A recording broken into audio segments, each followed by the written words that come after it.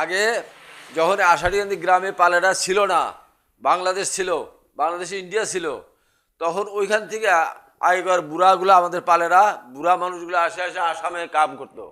এই নগাঁও, রঙিয়া, ওই আপার আসামে কুয়ার পাড়ে রিং তৈরি করতো।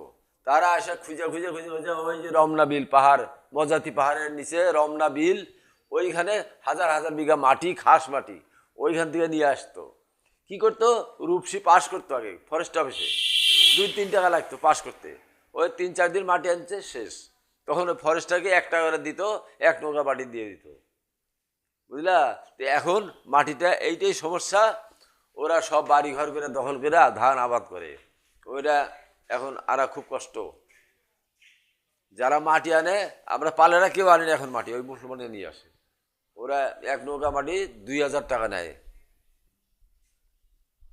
1 নৌকা মাটি 4 ঠেলা হয়, 4 ঠেলা মাটি 2000 টাকা দাম।